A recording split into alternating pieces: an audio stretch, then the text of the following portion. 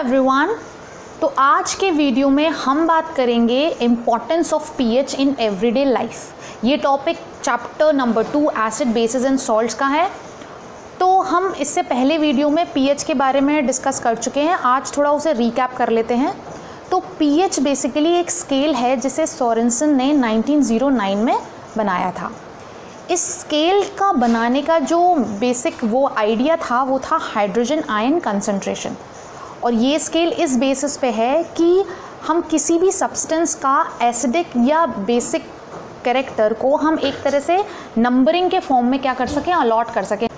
तो pH basically inversely proportional होता है हाइड्रोजन आयन कंसंट्रेशन के। इसका मतलब ये हुआ कि ये जो पूरा स्केल है वो 0 to 14 तक मार्क्ड है और इसमें 7 पे न्यूट्रल रखा गया है और 0 to 7 का जो मेजरमेंट है वो है एसिडिक रीजन और 7 to 14 है वो है बेसिक रीजन। अपना टॉपिक स्टार्ट करते हैं। सबसे पहला पॉइंट है pH in a digestive system. तो हमने बायो में चैप्टर नंबर 1 लाइफ प्रोसेसेस में एक टॉपिक था ह्यूमन डाइजेस्टिव सिस्टम। वहाँ हमने ये चीज़ पढ़ी थी कि हमारा स्टमक जो है वो एसिड्स प्रोड्यूस करता है HCl जिसका pH है 1.4। तो वो क्यों प्रोड्यूस करता है? ताकि it helps in digesting the food without harming, मतलब हमारे फूड में जो जर्म्स होते हैं उनको किल करने के लिए बेसिकली HCl प्रोड्यूस करता है। लेकिन अगर उसका एक्सेस हो जाए तो वो हमें क्या करता है, इनडाइजेशन हो जाता है या एसिडिटी की प्रॉब्लम हो जाती है। Being basic in nature, antacids react with excess acids in the stomach and neutralise it. बात जानते हैं कि जो एसिड्स है वो बेस से क्या हो जाता है, न्यूट्रलाइज हो जाता है। तो इस वजह से हम एंटासिड्स देते हैं। तो एंटासिड्स बेसिकली क्या है, बेसिक नेचर के होते हैं जिनके हमें खाने से टैबलेट्स के फॉर्म में हमें क्या होता है, तुरंत रिलीफ मिल जाता है। तो कुछ कॉमन एंटासिड्स के नाम जान लेते हैं। मैग्नीशियम हाइड्रोक्साइड, मिल्क ऑफ मैग्नीसिया, ये एग्जाम्स में पूछा जाता है जनरली।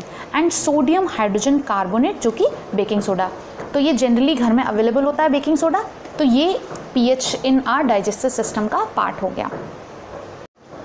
अब अगला टॉपिक देखते हैं, plants and animals are sensitive to pH change. तो सबसे पहले हम एनिमल्स की बात करेंगे, स्पेशली ह्यूमन बींग्स।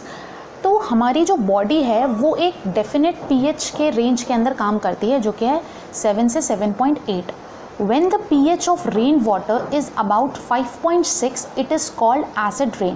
तो बेसिकली एक्वेटिक एनिमल्स के लिए बात की जा रही है कि अगर रेन वाटर का pH 5.6 हो जाए अराउंड, तो इस केस में जो रेन होगी वो होगी acid rain. The high acidity of lake water or river water to such an extent that the survival of aquatic animal becomes difficult। यानी कि ऐसा होने से, ज़्यादा एसिडिटी लेक वाटर या रिवर वाटर में होने के वजह से उनका सर्वाइवल जो है वो मुश्किल होगा। इस वजह से इसके क्योर के लिए हम बेसिकली कैल्शियम कार्बोनेट हम ऐड करते हैं जो कि क्या है, न्यूट्रलाइज कर देगा उस एसिड को। अब देखते हैं अगला टॉपिक प्लांट्स के टर्म्स में, soil pH and plant growth. तो प्लांट का भी बेसिकली यही है कि वो एक डेफिनेट पीएच में ही अच्छा काम करती है, यानी कि क्रॉप अच्छी होगी। सॉइल पे बहुत फैक्टर्स डिपेंड होते हैं। तो plant grow best when the pH of the soil is close to 7। Second, the soil pH is affected by the use of chemical fertilisers in the field. तो जैसा कि हम जानते हैं किसी अच्छी फसल के लिए उसका सॉइल का सही पीएच होना ज़रूरी है, ना ही ज़्यादा एसिडिक और ना ही ज़्यादा बेसिक। तो देखिए हम उसके लिए हम कुछ फर्टिलाइज़र ऐड करते हैं। If the soil is too acidic, having low pH, then it is treated with materials like quicklime or slake lime, which is calcium hydroxide और chalk। तो अगर वो ज़्यादा एसिडिक है तो ऑब्वियसली हम क्या ऐड करेंगे, उसमें बेस ऐड करेंगे। और अगर ज़्यादा बेसिक है तो हम एसिडिक चीज़ें ऐड करेंगे ताकि वो सॉइल का pH क्या हो जाए, न्यूट्रलाइज हो जाए। तो देख लेते हैं, if the soil is too basic having high pH, then its alkalinity can be reduced by adding decaying organic matter या फिर manure और compost which contain acidic material। Next topic है pH as the cause of tooth decay। तो देखिए जब भी हम कोई खाना खाते हैं तो अगर जैसे कि शुगरी सब्सटेंस खाते हैं तो बेसिकली हमारे माउथ के अंदर कुछ बैक्टीरिया मौजूद होते हैं जो कि उसको ब्रेक करते हैं। तो ब्रेक करने के बाद वो कुछ एसिड्स प्रोड्यूस करते हैं, फॉर एग्जांपल लैक्टिक एसिड। ये जो एसिड है वो हमारे माउथ का पीएच लेवल क्या कर देगा, कम कर देगा। अब उससे क्या होगा, हमारा टूथ डिके स्टार्ट हो जाएगा, यानी कि tooth decay starts when the pH of the mouth is lower than 5.5. Tooth enamel made up of calcium phosphate is the hardest substance in the body. तो जैसा कि हमें पता है कि टूथ इनेमल जो होता है वो बेसिकली कैल्शियम फॉस्फेट का बना होता है और वो हमारी बॉडी में सबसे हार्डेस्ट नोन सब्सटेंस है, लेकिन वो पानी से डिज़ोल्व नहीं होता। लेकिन अगर उसका pH 5.5 से कम हो जाएगा तो वो भी कोरोड होना शुरू। तो इसको प्रिवेंट करने के लिए हम अपने एंड से क्या कर सकते हैं एज अ रेमेडी?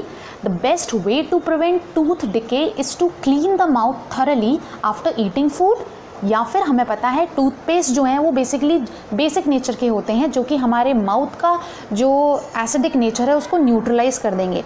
जनरली जो टूथपेस्ट होते हैं वो उनका pH क्या होता है? 8। अब देखते हैं अगला topic, self defence by animals and plants through chemical warfare.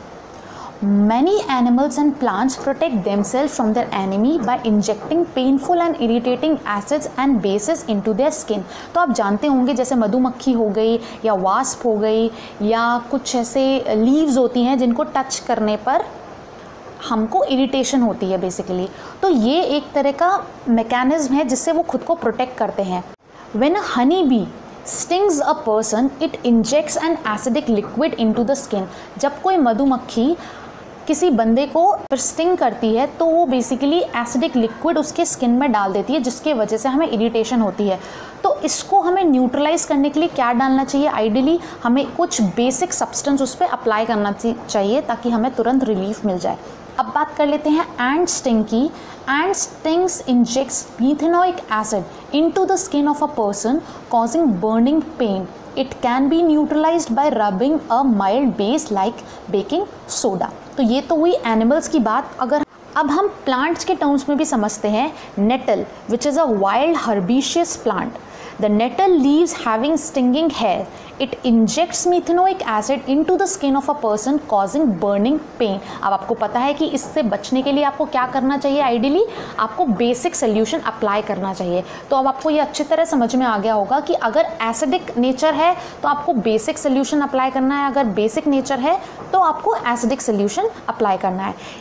यहाँ एक बात इम्पॉर्टेंट ये है कि जो हनी बी होती है वो जो इंजेक्ट करती है वो एक एसिडिक लिक्विड इंजेक्ट करती है, जबकि वास्प जो होती है वो एक बेसिक लिक्विड इंजेक्ट करती है हमारी बॉडी में। चलिए हम इतना ही रखेंगे। अगर आपको ये वीडियो पसंद आता है तो आप इसको लाइक करिए, शेयर करिए और चैनल को करिए subscribe. Thank you so much. जय हिंद।